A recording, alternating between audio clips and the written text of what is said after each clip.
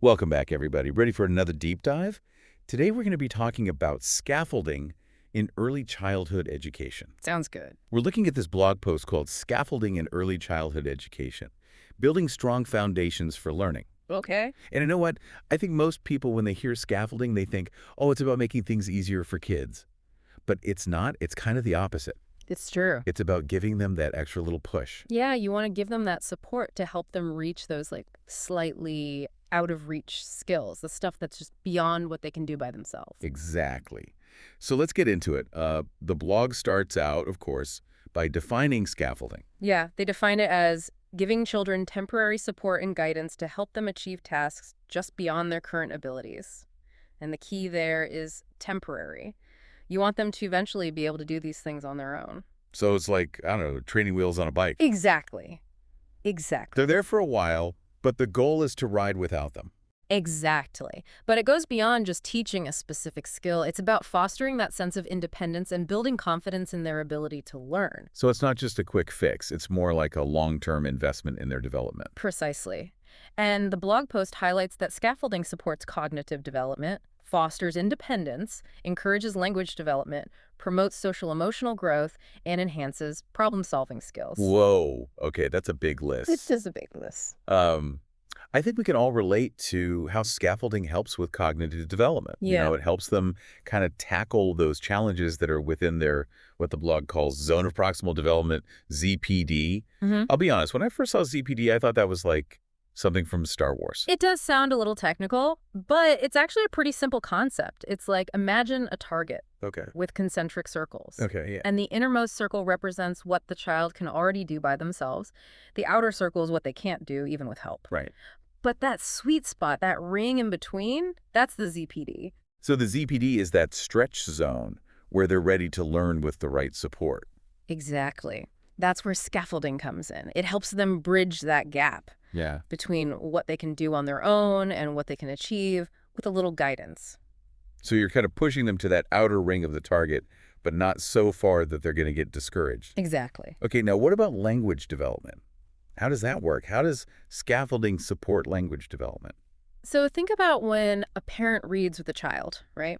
Yeah. When the child gets to a word they don't know, the parent might give them a phonetic cue Uh-huh. or ask a leading question to help them decode the word. So instead of just saying the word for them, you're giving them the tools to figure it out on their own. Right. So you're helping them not only learn to read, but also expanding their vocabulary Right. and their comprehension skills. It's like you were talking about those building blocks earlier, but for language. Each interaction is a chance to kind of add on to those skills. Okay, now what about social emotional growth? This one I'm having a hard time picturing. Okay, so think about a kid learning to share a toy. Okay. So scaffolding in that situation could involve a teacher or a parent modeling appropriate sharing behavior, giving them verbal prompts and encouragement. So you're creating a safe space to experiment and learn, even if they mess up along the way. Exactly. And scaffolding also helps them enhance their problem-solving skills. Oh, okay. So like a puzzle. Yeah.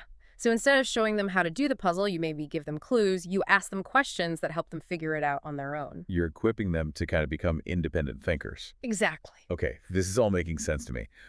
But we've talked about why it's important, but how do you actually do it? How do you actually put scaffolding into practice?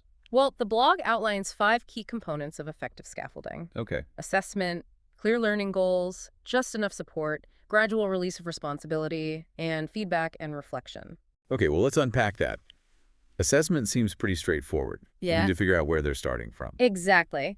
Whether that's through observing, interacting, or even more formal assessments, it's really important to understand the child's current abilities. Okay, so that helps you tailor what you're going to do to their needs. Right. Clear learning goals, I get that. Yeah, both the educator and the child need to know what they're working towards. You have to make sure you're on the same page. Makes sense. Now, just enough support. That sounds tricky. It can be.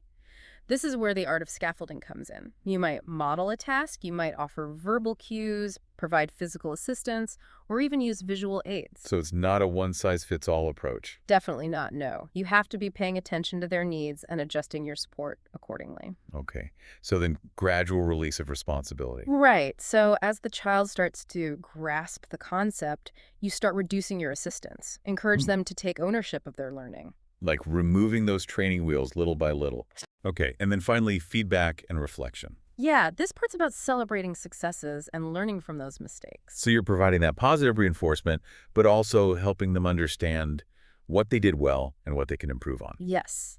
And encourage them to reflect on their progress. You're helping them learn to think about their own thinking. Now, speaking of stages, the blog goes on to talk about 4 distinct stages of scaffolding: Okay. exploration, initial attempt, building confidence, and independent. Okay, so let's dive into those. What does the exploration stage look like? Okay, so imagine a preschool classroom, Okay. and the teacher is introducing a new concept, like the life cycle of a butterfly. Okay. And they might show a picture book, play a song, or even bring in a real caterpillar. You're sparking their curiosity, getting them excited about it. Exactly. So the educator's role is just to create that motivation, set the stage for learning. Then from there, they move on to the initial attempt stage. And this is where the children try to engage with the task for the first time independently. So maybe they try to draw a butterfly, Exactly. even if it's just scribbles. Yeah. And they're probably going to need a lot of guidance, but you want to offer that support. So maybe you give them different color crayons, Mm-hmm. you point out the parts of the butterfly in the book, Right. and then as the child starts to understand the task, we move into the building confidence stage.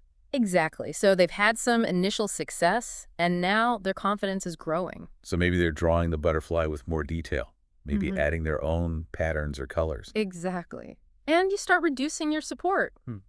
Ask some more open-ended questions. What else could you add?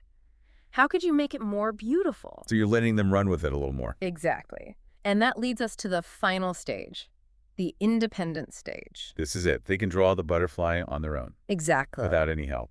Now, they might not be creating masterpieces, Yeah. but they're showing they understand and can apply it themselves. It's like riding that bike all by themselves, but with a butterfly instead of a bike. I love that analogy. So it's not just about reaching the destination, but all that stuff they pick up along the way. Yes.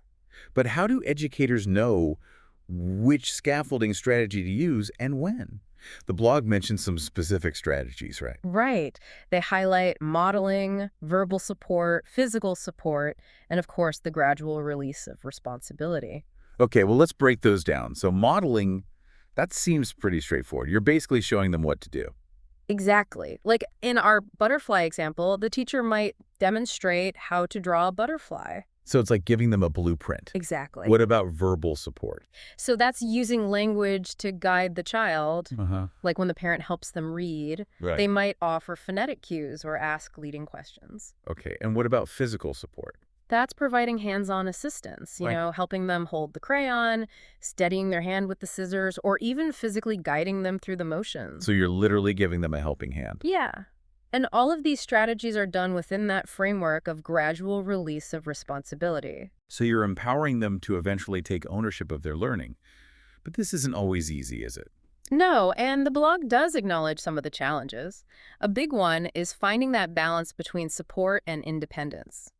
Knowing when to step in and when to step back. Exactly. Too much support, and they become reliant on you. Too little, and they get frustrated. Yeah.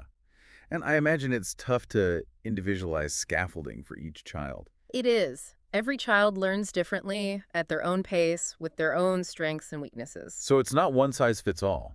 It requires a lot of attention from the educator. Definitely. It's both an art and a science.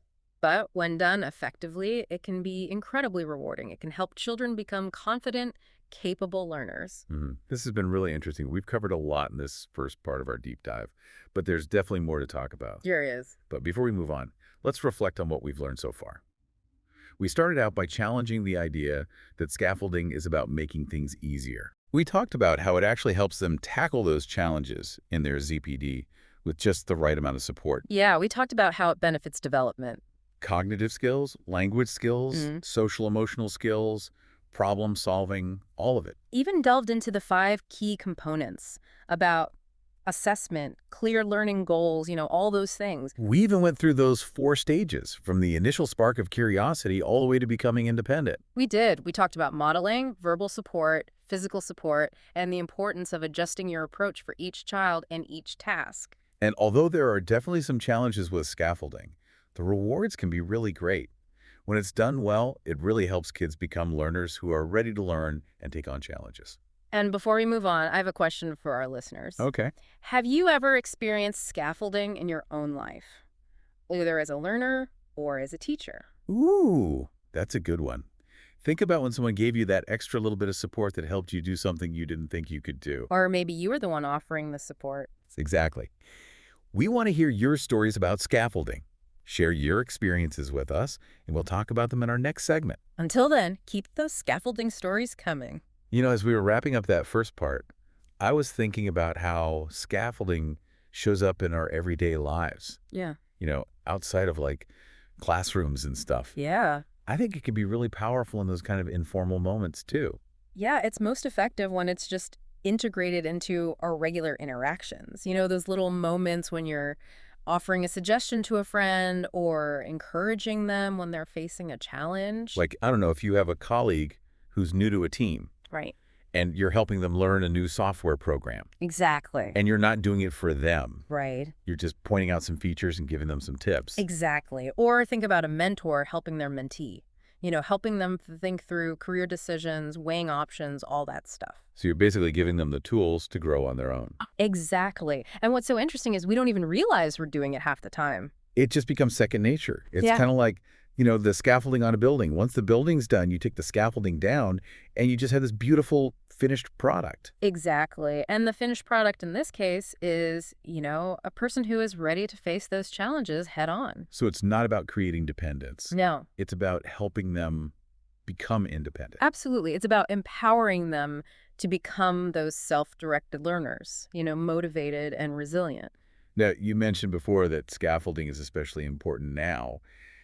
In today's world, everything's changing so fast. Right. How do you think we can use scaffolding to kind of thrive in this environment where everything's always changing? It's so complex. Well, I think, first of all, we have to realize that learning never stops. It's not like you finish school and you're done. It's a lifelong process. It is. And we have to adopt that growth mindset, see those challenges as opportunities to learn. So we need to be looking out for those scaffolding opportunities wherever we can find them. Exactly. Whether it's a mentorship program, an online course, or just connecting with people who have different skills. And then on the flip side, We should be the ones to help others. exactly, we can all be a part of this culture of scaffolding where we're constantly learning, growing, and supporting each other. I love that vision. And, scaffolding isn't just about knowledge or skills.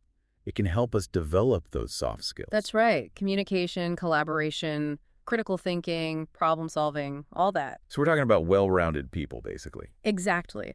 Scaffolding's more than just teaching. It's a philosophy of learning. I like that. It's a way to approach life with curiosity and openness. This has been a great conversation. I feel like we've only scratched the surface. We have. But I want to know what our listeners think. How can you use these scaffolding principles in your life? Yeah, think about your work, your relationships, your goals. Where could you use some scaffolding? How can you be a better scaffolder for the people in your life? Exactly. And how can you find those opportunities for yourself to help you learn and grow? Because remember, we can all be both. We can give support and receive support. Absolutely. By embracing these principles, we can all keep growing and learning. I love that. Well, on that note, we're going to shift gears a little bit in our last segment. We're going to talk about some real-world examples of scaffolding in different fields. Awesome. Sounds good. Let's do it. Okay, so we're back for the final part of our deep dive into scaffolding. We've talked about what it is, why it's important, and even how we might see it in our everyday lives. Right. And now we're going to get into some specific examples of how it's used in different fields. Perfect, because I love examples. Yeah. So where do you want to start? Let's start with healthcare. Okay. So imagine you're a physical therapist Okay. and you have a patient recovering from an injury. All right. Now, you wouldn't just throw them into a full workout routine on the first day, right? No, you got to ease them into it. Exactly. You would start slowly, break things down into smaller steps. Smaller chunks. Exactly. And you'd provide support, make modifications as needed, gradually make it more challenging as they get stronger. So you're basically meeting them where they are and helping them progress towards their goals. Precisely. Scaffolding in action. Scaffolding in action. And it's not just in physical therapy, it's used in all sorts of healthcare settings. Oh, of course, yeah. Like imagine when a doctor has to explain a diagnosis, something complicated. Right. They wouldn't just use a bunch of medical jargon that the patient doesn't understand. They'd use, simple language, visual aids, maybe even draw a picture. And they would ask the patient, does this make sense? Do you have any questions? Exactly. It's about scaffolding their understanding of their own health. Yeah. So they can make good decisions. Yeah, it's a really good point. So what other fields can we look at? Well, technology is a big one, Okay. especially in user experience design. Think about all those apps we use. Oh. When you first sign up, sometimes it's just an overload of information. Oh, it's the worst. But a good app will use scaffolding to kind of walk you through that process, introduce features one at a time, offer some tips, and make sure you're comfortable before moving on. So it's like a guided tour of the app. Exactly. It's about scaffolding the user experience. And that applies to all sorts of digital stuff, learning platforms, shopping websites, you name it. You're making it easier to learn and grow, even online. Exactly. And it really works. People are more engaged, they're more satisfied, and they have a better overall experience. I like that. So it's like scaffolding is kind of like an invisible hand guiding us through this digital world. I like that. It shows how scaffolding can be used in so many different ways. It's more than just teaching. It's a way to design better experiences. Wow, this has been really eye-opening. We've talked about healthcare, technology, and we've even seen how scaffolding shows up in our daily lives. It's all about creating environments where people can learn and grow. Exactly. Well, that brings us to the end of our deep dive. But before we go, I have a little challenge for our listeners. But Think about your own life, your work, relationships, goals. Where can you apply these principles of scaffolding? How can you be a better scaffolder for others? And how can you find those opportunities to help yourself learn and grow? good questions. Remember, we can all be scaffolders and we can all benefit from scaffolding. It's a two-way street. It is. And by using these ideas, we can all help each other reach our full potential. That's what it's all about. Well, thank you so much for joining us on this deep dive. We'll see you next time.